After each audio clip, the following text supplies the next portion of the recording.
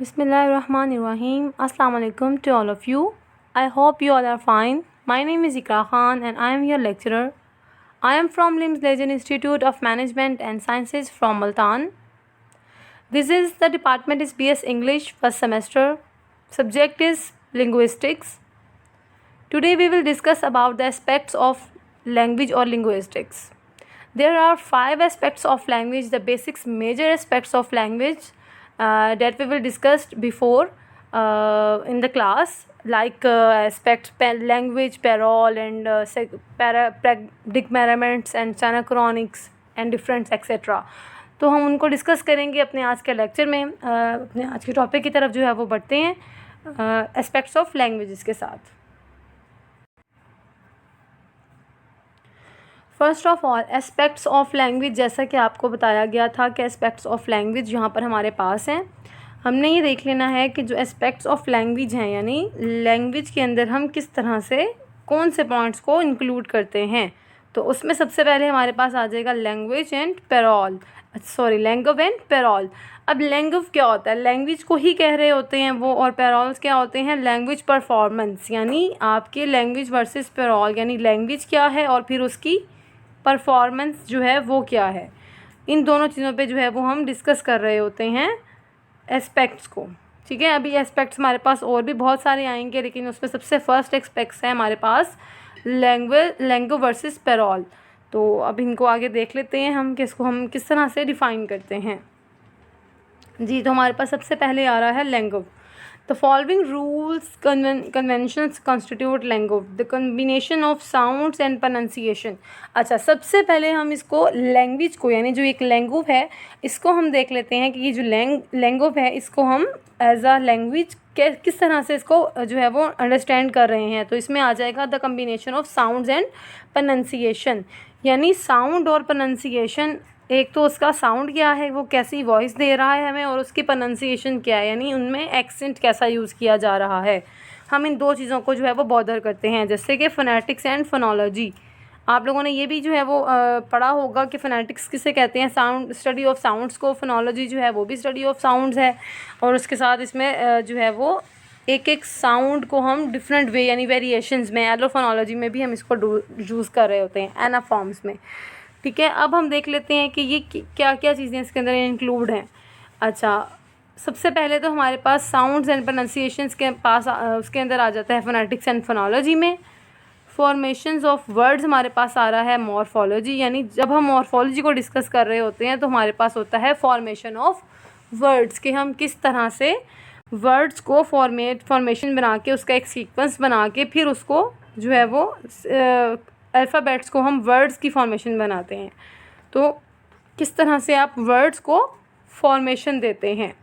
उसके बाद अगर हम बात करें सेंटेक्स की, तो इसमें जस्ट आ जाएगा फॉर्मेशन ऑफ सेंटेंस या फिर कंस्ट्रक्शन ऑफ सेंटेंसेस, यानी अल्फ़ाबेट्स को जो है वो अरेंज करके या फॉर्मेशन देके हम वर्ड्स बनाते हैं, और उन्हीं वर्ड्स को हम फॉर्मेशन देके सेंटेंसेस बनाते हैं। ये डिफरेंस है सेंटेक्स एंड मॉर्फोलॉजी में।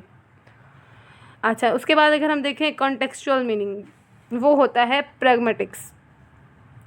कंटेक्सचुअल मीनिंग यानी जो लिखा गया है उसका मीनिंग क्या है, यानी डीपली मीनिंग। कंटेक्सचुअल यानी जो लिखा गया है कोई भी वर्ड, उसका डीपली मीनिंग क्या है। एक तो होता है ना बज़ाहिर, यानी आप कह रहे हैं कि ये वर्ड लिखा है इसका ये मीनिंग है, लेकिन समटाइम्स कुछ वर्ड्स ऐसे होते हैं जिनके डीपली अगर हम उनको सर्च करें तो उनके मीनिंग्स चेंज होते हैं, तो वो जो होता है वो प्रैग्मेटिक्स होता है। अच्छा, अब उसके बाद हम देख लेते हैं कि वर्ड रिलेशन जो है वो क्या है, वो सिमेंटिक्स होता है, यानी वर्ड्स रिलेशन, जो वर्ड्स का रिलेशनशिप होता है एक दूसरे वर्ड्स के साथ। ठीक है, यानी आपस में जो भी वर्ड्स का रिलेशनशिप है उसको हम कहते हैं सिमेंटिक। या आप ये भी कह सकते हैं कि जो उनके बज़ाहिर मीनिंग्स हैं या वर्ड्स जो भी उसका एक सिंपल मीनिंग है।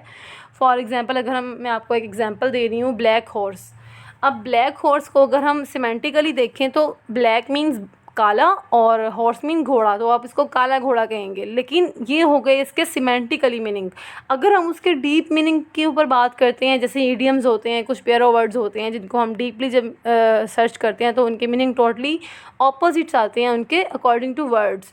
तो प्रैग्मेटिक्स के अकॉर्डिंग ब्लैक हॉर्स मीन्स छुपा रुस्तम, यानी ऐसा कोई इंसान जो कि सारा काम कर जाए और बाद में उसका जो है वो पता चले कि उसने ये सब काम किया है और पता भी चलने नहीं दिया। अब देखें, black horse as a semantically और as a pragmatically totally change हैं, एक दूसरे के ऑपोजिट्स हैं। ठीक है, सिमेंटिकली हम देख लेते हैं कोई भी वर्ड जो एग्जैक्ट मीनिंग रख रहा है, लेकिन हम प्रैग्मेटिकली देखते हैं उसका डीप मीनिंग, कि उसमें कॉन्टेक्चुअल मीनिंग क्या आ रहा है। जी, नेक्स्ट हम देखते हैं कि हमारे पास ग्रामेटिकल सिस्टम जो है वो क्या है। ग्रामेटिकल सिस्टम टू सॉजर्स, यानी according to Saussure, language is a grammatical system. वो क्या खुद कहता है कि वो जो लैंग्वेज है वही एक ग्रामेटिकल सिस्टम है। The exist in the brains of a group of individuals the form of word images knowledge of conventions, यानी कि जो भी हमारे ब्रेन में एक इमेज होता है या जो नॉलेज होती है, जो भी कन्वेंशनल यानी उनके मीनिंग्स हैं, आगे जो भी हम जानते हैं किसी भी एक चीज़ के बारे में, या हमारे माइंड में किसी चीज़ को भी लेके कोई कंसेप्ट होता है, वो ग्रामेटिकल सिस्टम यानी वो लैंग्वेज के थ्रू ही होता है। अगर हम किसी लैंग्वेज के बारे में नहीं जानते तो उस लैंग्वेज के किसी भी वर्ड के बारे में अगर पूछा जाए तो हमें नहीं पता होगा कि उसका क्या मीनिंग है और वो वर्ड ही क्या है। ठीक है, हमें उस वर्ड के बारे में भी नहीं पता होगा, तो फिर ज़ाहिर बात है उससे रिलेटेड हमारे पास ना कोई इन्फॉर्मेशन होगी, ना हमारे माइंड में कोई मैप होगा, ना ही कोई कंसेप्ट होगा। तो इट्स मीन कि उस वर्ड को लेकर जिसके बारे में हमें कोई अवेयरनेस नहीं है, जिसको हम जानते नहीं हैं, जिसको हम फर्स्ट टाइम जस्ट लिसन कर रहे हैं, तो ये फर्स्ट टाइम जिसको जो है वो हम रीड कर रहे हैं, तो वो ये होगा कि जस्ट आप ब्लैंक माइंड के साथ उसको देख रहे हैं, आपके पास उस वर्ड से रिलेटेड कोई भी कंसेप्ट या कोई भी मीनिंग आपके जहन में मौजूद नहीं है। ठीक है, तो ग्रामेटिकल सिस्टम के अकॉर्डिंग सॉजर ने क्या बोला कि इंसान के माइंड में जो भी मैप्स होते हैं या जो भी इमेजेस होते हैं, वर्ड इमेजेस, या जो भी नॉलेज से रिलेटेड कोई कन्वेंशन उसके माइंड में होते हैं, तो वो लैंग्वेज के अकॉर्डिंग ही होते हैं। और वो लैंग्वेज क्योंकि एक ग्रामेटिकल सिस्टम है तो वो खुद ही एक सिस्टम बना देता है। ठीक है, अब हम देख लेते हैं आगे, लैंग्वेज एग्जिस्ट परफेक्टली। जो लैंग्वेज है वो एग्जिस्ट करती है परफेक्टली, बिल्कुल मुकम्मल, एक कम्प्लीटली एग्जिस्ट कर रही होती है with in a society collectively. अगर हम देखें सोसाइटी में, तो सोसाइटी में हम कलेक्टिवली ही बात करते हैं ना, यानी कलेक्टिविटी होती है। Society means group of people, यानी एक ऐसी सोसाइटी या एक ऐसा टाउन या कॉलोनी या फिर एरिया भी आप उसमें बोल सकते हैं कि जहाँ पर ग्रुप ऑफ पीपल यानी ज़्यादा सारे लोगों का मजमूआ है, एक मेजॉरिटी रहती है। तो वहाँ पर जब भी कोई बात होगी या कोई भी फंक्शन है या कुछ भी गेट टुगेदर है या एक ईद है, कोई भी इवेंट्स हैं, तो वो एज अ कलेक्टिवली ही होगा कि वो एक चीज़ जो सब ही उसके बारे में अवेयरनेस रख रहे हैं और वो एक सिस्टम बनाता है। तो लैंग्वेज एग्जिस्ट परफेक्टली, तो लैंग्वेज जो है वो परफेक्टली ही एग्जिस्ट करती है किसी भी सोसाइटी में भी, not in any individual speaker. ठीक है, उसके बाद हम आ जाते हैं पेरोल की तरफ। पेरोल क्या होता है? अच्छा, पेरोल जैसे कि लैंग्वेज वर्सेस पेरोल हमने देखा था, तो लैंग्वेज जो है लैंग्वेज को हमने डिस्कस कर लिया है। अब हम पेरोल को डिस्कस करते हैं। Parole belongs to the individual. अच्छा, पेरोल, अब लैंग्वेज जो है यानी लैंग्वेज वो एग्जिस्ट करता है कलेक्टिविटी, यानी कलेक्टिवली जो है वो एग्जिस्ट कर रहा होता है, लेकिन जो पेरोल है वो बिलोंग करता है इंडिविजुअली, यानी सोलो, जिस तरह हम कहते हैं कि सिंगल वन पर्सन, हम उसके लिए भी बात कर रहे हैं, तो वो पेरोल है। It is concrete physical manifestations on the abstract language that exist in mind। अब ऐसी चीज़ें जो सिर्फ एक के माइंड में आ रही हैं। ठीक है, अब हम कलेक्टिवली भी बात करें तो इतनी सारी सोसाइटी में बहुत सारे लोग हैं, लेकिन आपसे अगर कोई भी क्वेश्चन पूछा जा रहा है तो हर कोई अपने अकॉर्डिंग ही आंसर देगा, जो उसके अकॉर्डिंग उसके माइंड में हो रहा है या उसके माइंड में जो चल रहा है। तो ये पेरोल जो है वो सिंगल होता है, एज अ सिंगल एग्जिस्ट कर रहा होता है। An individual makes use of this knowledge to produce actual sentence, for example parole। जी, नेक्स्ट है हमारे पास ये जो हमने अभी डिस्कस किया था लैंग्वेज वर्सेस पेरोल, इसको हम जो है वो कंपैरिजन करेंगे तो हमें अंडरस्टैंडिंग इसकी कम्प्लीटली हमें मिल जाएगी कि वो क्या है और वो कैसे होता है। जी, तो लैंग्वेज वर्सेस पेरोल, इसको देख लेते हैं। यहाँ पे है लैंग्वेज एंड यहाँ पे है पेरोल। अच्छा, language is social, payroll is individual. जैसे कि आपको स्टार्टिंग में भी बताया था कि लैंग्वेज जो है वो सोशली होती है और पेरोल जो है वो इंडिविजुअली होता है, यानी इनफरादी तौर पर, और ये मजमूई तौर पे होगा। अच्छा, अब लैंग्वेज सोशल है तो a set of conventions and rules, इसके अंदर क्या होता है, एक सेट बना होता है कन्वेंशंस एंड रूल्स का, यानी रूल्स एंड रेगुलेशन जो कि सब पे आयद होते हैं। अब जैसे कानून है, लॉ बनाए जाते हैं ना, लॉज वगैरह, तो वो पूरी सोसाइटी के लिए ही सेम होते हैं ना, वो किसी एक सिंगल पर्सन या एक इंडिविजुअल पर्सन के लिए नहीं होते। या जो हुकूमत होती है वो भी ओवरऑल एक पूरी नेशन के लिए होती है, वो किसी सिंगल पर्सन के लिए नहीं होती, तो वो लैंग्वेज में ही आएगी। Shared by all the speakers of a language, जैसे कि अगर कोई न्यूज़पेपर है तो वो किसी एक के लिए नहीं है, वो ओवरऑल सबके लिए है। अब जो एक है स्पेसिफिक पीस ऑफ राइटिंग है या इन स्पीच और राइटिंग है, तो वो एक इंडिविजुअल पर्सन के लिए भी हो सकता है। इंडिविजुअल परफॉर्मेंस ऑफ लैंग्वेज, ठीक है, यानी जिसमें एक इंडिविजुअल परफॉर्मेंस है जो सिर्फ एक के लिए है।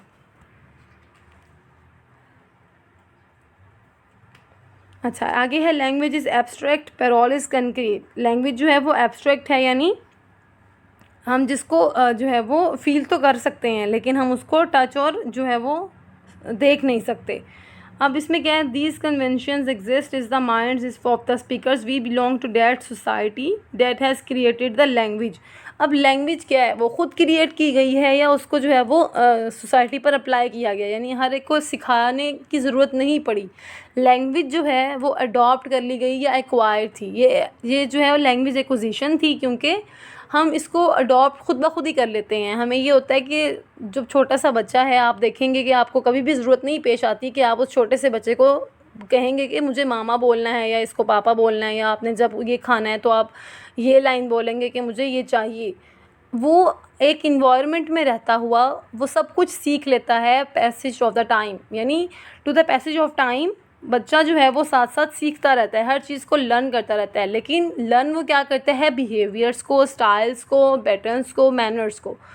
जो लैंग्वेज होती है ना वो उसको एक्वायर करता है, क्योंकि वो एक्विजिशन है।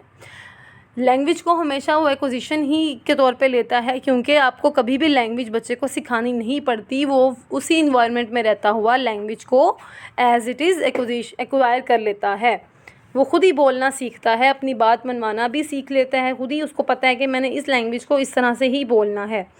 अच्छा, अब पैरोल इज़ कंक्रीट है तो it is physical, makes use of psychological mechanism, speech और organs in uttering words and sentence. अब कुछ स्पेसिफिक वर्ड्स होते हैं या कुछ मैकेनिज्म होते हैं स्पीच ऑर्गन्स के जो कि कंक्रीट के तौर पे यूज़ होते हैं। जैसे कि अगर मैं आपको एग्जांपल दूँ, सिंबल्स वगैरह कुछ हो गए।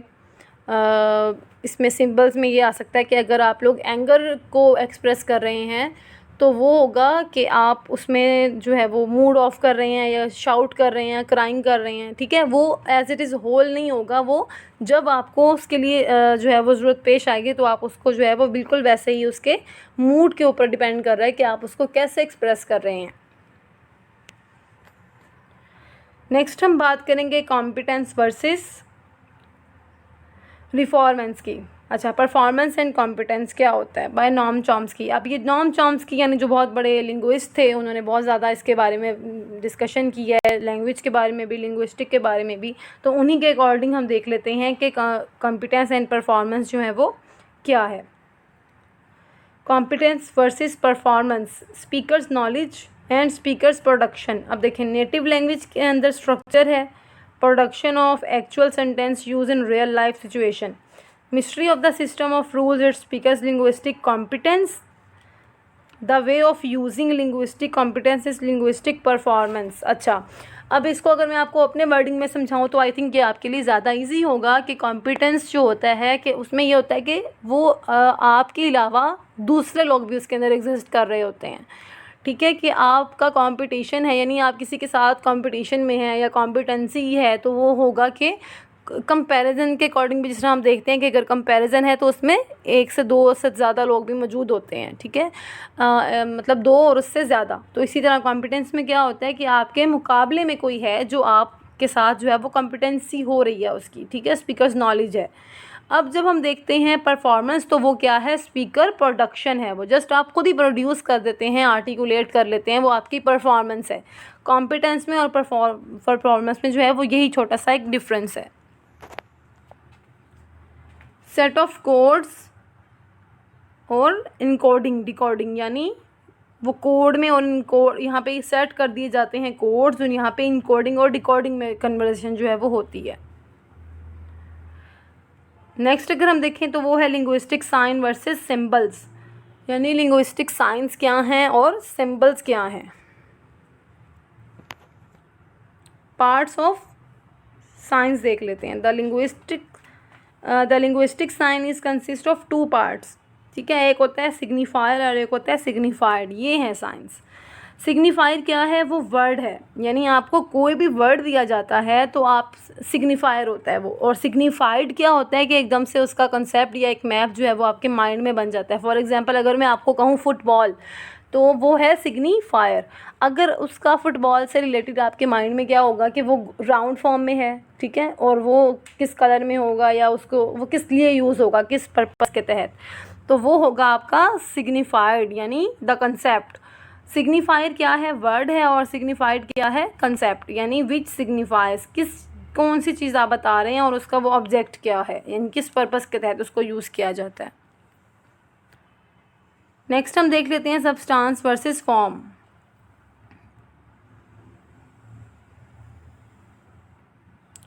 लैंग्वेज क्वालिटी, और लैंग्वेज क्वालिटी में हम देख लेते हैं कि सब्सटेंस क्या है और फॉर्म क्या है। अच्छा, सब्सटेंस में आ जाता है हमारे पास रॉ मटेरियल, ठीक है। रॉ मटेरियल और फॉर्म्स के अंदर हमारे पास आता है पर्टिकुलर ऑर्डर, यानी पर्टिकुलर एक ऑर्डर होता है। यानी अब सब्सटेंस क्या है? वो है मीनिंगलेस, जिसके पीछे कोई पर्पस या कोई रीज़न आपके पास मौजूद नहीं है। वो एक स्पीचलेस या मीनिंगलेस एक थॉट है या कोई भी मटेरियल है। अब फॉर्म क्या है? जो है मीनिंगफुल, ठीक है, यानी ये मीनिंगलेस है और ये मीनिंगफुल है। इसके जो फॉर्म है उसके पास आपके पास कोई मीनिंग भी है, उसका वो एक पर्पस भी रखता है, एक रीज़न भी है, और वो एक मतलब वो एग्जिस्ट कर रहा है, तो वो एक मीनिंगफुल आइडिया या थॉट के साथ एग्जिस्ट कर रहा है। जबकि रॉ मटेरियल जो है वो मीनिंगलेस है। Substance and form.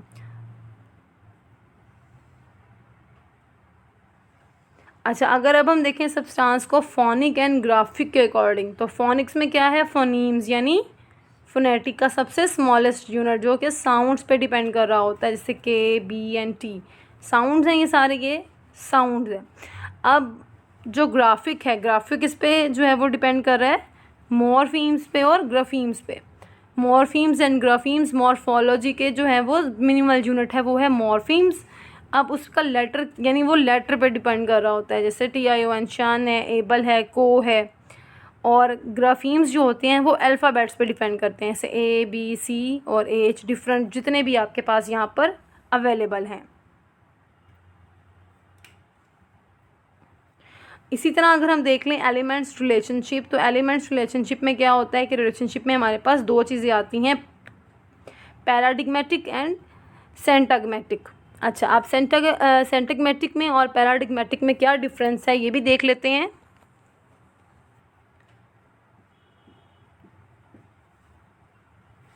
पैराडिग्मेटिक relationship, the relationship between those elements which are similar as belong to same class categories PR, which holds between several elements of same class within a system. Elements can be replaced by another system within the same system class, the phonological system, the syntactic system.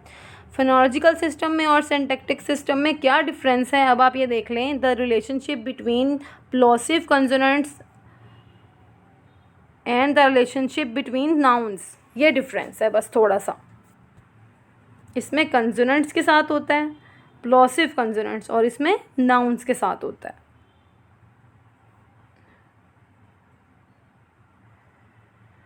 सिंटैग्मेटिक relationship अगर हम देखें, the particular sequence between elements is syntagmatic relationship. In syntagmatic relationship, the elements have to be combined in proper sequence. We cannot violate the sequential order. हम उसको जो है वो violate नहीं कर रहे होते, यानी ख़त्म भी नहीं कर रहे होते, वो जस्ट एक मीनिंग रख रहा है, एक एलिमेंट है और उसका एक रिलेशनशिप है वर्ड्स के साथ। लास्ट में हम बात करेंगे अपने डायक्रॉनिक एस्पेक्ट्स की एंड साइक्रोनिक एस्पेक्ट्स की। Diachronic versus synchronic. Language study में देखते हैं साइक्रोनिक और डायक्रॉनिक। अब ये क्या है और ये किस तरह से किस चीज़ को हाईलाइट कर रहा है। सबसे पहले क्रॉन्स यानी टाइम, उसके पास लैंग्वेज एट पर्टिकुलर टाइम, यानी जो साइक्रोनिक होते हैं ना उसके पास उनमें ना आपके पास एक टाइम बताया गया होता है कि ये इस टाइम से इस टाइम तक था, उसमें जो है वो एक टाइम पीरियड बता दिया जाता है। एज लिविंग होल स्टेट, ठीक है। अब जैसे डायक्रॉनिक है, उसमें क्या है, historical development, records, language change in between successive point in time, यानी कि ये इस टाइम से इस टाइम तक था बस, यानी एज बता दिया उसमें, उसको डिफाइन नहीं किया, जस्ट एज बता दिया। आई होप आपने लेक्चर को जो है वो अच्छी तरह से अंडरस्टैंड किया होगा। आज के लेक्चर में हमने डिस्कस किया था एस्पेक्ट्स ऑफ लैंग्वेजेस को, जो जिसके 5 एस्पेक्ट्स थे, उन सब को डिटेल में हमने डिस्कस किया था। तो इन सब के पॉइंट्स को आप लोग जो है वो देखेंगे और इनके कंसेप्ट क्लियर करने के बाद डिस्कशन भी करेंगे। Thank you so much.